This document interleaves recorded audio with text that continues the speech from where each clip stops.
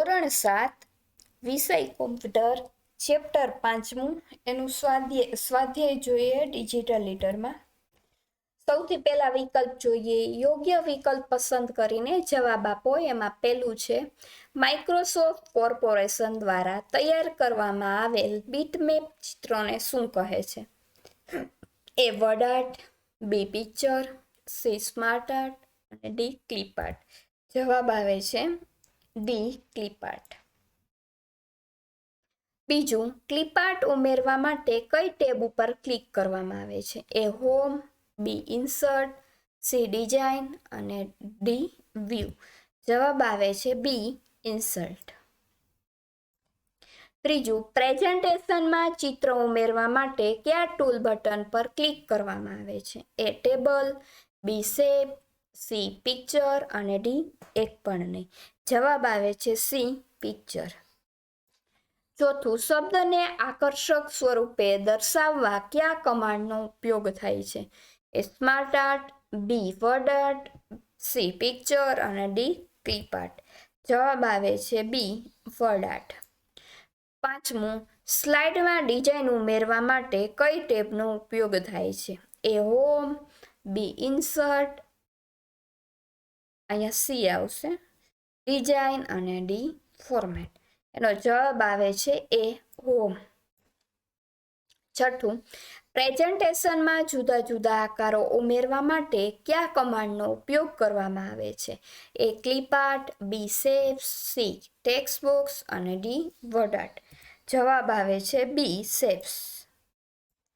સાતમું, નીચે પૈકી કઈ બેકગ્રાઉન્ડ અસર સ્લાઇડમાં આપી શકાય છે? એ ગ્રેડિયન્ટ, બી પિક્ચર, સી ટેક્સચર અને ડી આપેલ તમામ. જવાબ આવે છે ડી આપેલ તમામ. આઠમું, બેકગ્રાઉન્ડ સ્ટાઇલ કમાન્ડ કઈ ટેબમાં જોવા મળે છે? એ ડિઝાઇન, બી ફોર્મેટ, સી ઇન્સર્ટ અને ડી હોમ. જવાબ આવે છે એ ડિઝાઇન. નવમું, એક સ્લાઇડ પછી બીજી સ્લાઇડ દર્શાવતી વખતે ચોક્કસ પ્રકારની એનિમેશન ઇફેક્ટ આવે તેને શું કહે છે? એ એનિમેશન, બી સ્લાઇડ ટ્રાન્ઝિશન, સી ફોર્મેટિંગ અને ડી એક પણ નહીં. જવાબ આવે છે બી સ્લાઇડ ટ્રાન્ઝિશન. દસમું, સ્લાઇડ ટ્રાન્ઝિશનની અસર આપવા માટે કઈ ટેબ ઉપર ક્લિક કરવામાં આવે છે? એ ટ્રાન્ઝિશન, બી એનિમેશન, સી ઇન્સર્ટ અને ડી વ્યૂ. જવાબ આવે છે એ ટ્રાન્ઝિશન.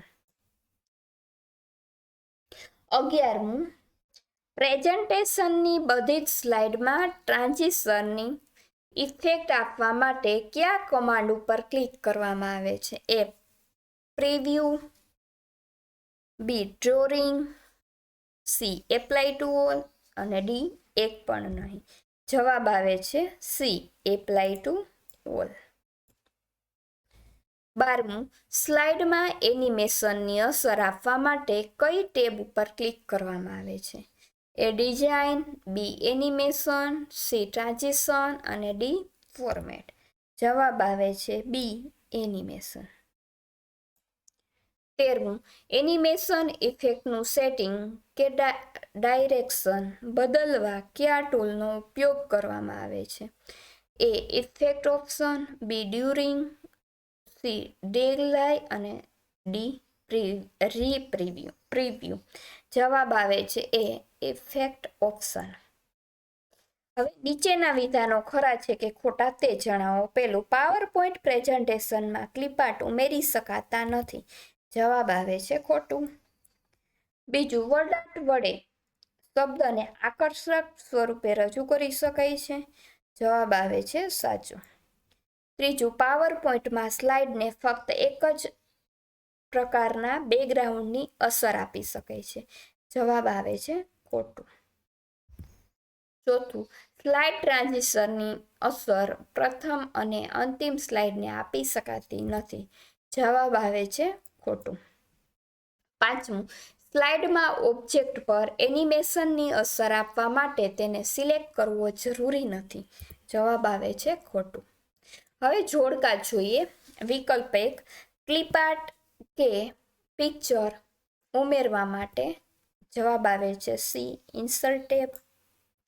બીજું, સ્લાઇડ ટ્રાન્ઝિશનની અસર આપવા માટે જવાબ આવે છે એ ટ્રાન્ઝિશન ટેબ. ત્રીજું, એનિમેશન અસર આપવા માટે જવાબ આવે છે એ એનિમેશન ટેબ. ચોથું, શબ્દાકૃતિ જવાબ આવે છે વર્ડ આર્ટ. અને પાંચમું, વર્ડ બેકગ્રાઉન્ડની અસર આપવા માટે જવાબ આવે છે ડી ડિઝાઇન ટેબ. તો આ વિકલ્પો હતા. હવે જોઈએ નીચેના પ્રશ્નોના 1-2 વાક્યમાં જવાબ આપો. એમાં પેલું છે ક્લિપઆર્ટ એટલે શું? તો એનો જવાબ આવે છે ક્લિપઆર્ટ એટલે માઇક્રોસોફ્ટ કોર્પોરેશન દ્વારા તૈયાર બીટમેપ ચિત્રો પ્રેઝન્ટેશનમાં ક્લિપઆર્ટ ઉમેરવા માટે ઇન્સર્ટ ટેબનો ઉપયોગ થાય છે. બીજું છે વર્ડ આર્ટ એટલે શું? જવાબ છે વર્ડ આર્ટ એટલે શબ્દાકૃતિ. સરળ ભાષામાં કહીએ તો શબ્દોને આકર્ષક સ્વરૂપે દર્શાવવા એટલે વર્ડ આર્ટ. સ્લાઇડમાં વર્ડ આર્ટ ઇફેક્ટ ઉમેરવા માટે ઇન્સર્ટ ટેબનો ઉપયોગ થાય છે. ત્રીજું, સ્લાઇડમાં જુદા જુદા આકારો ઉમેરવા કયા કમાન્ડનો ઉપયોગ થાય છે? તો કે સ્લાઇડમાં જુદા જુદા આકારો ઉમેરવા માટે શેપ ટૂલનો ઉપયોગ થાય છે. ચોથું, સ્લાઇડનું બેકગ્રાઉન્ડ બદલવા કયા કમાન્ડનો ઉપયોગ થાય છે? સ્લાઇડનું બેકગ્રાઉન્ડ બદલવા માટે બેકગ્રાઉન્ડ સ્ટાઇલ્સ ટૂલનો ઉપયોગ થાય છે. પાંચમું, સ્લાઇડ ટ્રાન્ઝિશન એટલે શું? પ્રેઝન્ટેશનમાં એક સ્લાઇડ પછી બીજી સ્લાઇડ દર્શાવતી વખતે ચોક્કસ પ્રકારની ઇફેક્ટ આવે તેને સ્લાઇડ ટ્રાન્ઝિશન કહે છે. છઠ્ઠું, બેકગ્રાઉન્ડની જુદી જુદી અસરોના ફક્ત નામ આપો. Solid fill, gradient fill, picture અને ટેક્સચર ફિલ વગેરે. તો અહીં આપણું ચેપ્ટર છે તે પૂરું થાય છે. Thank you.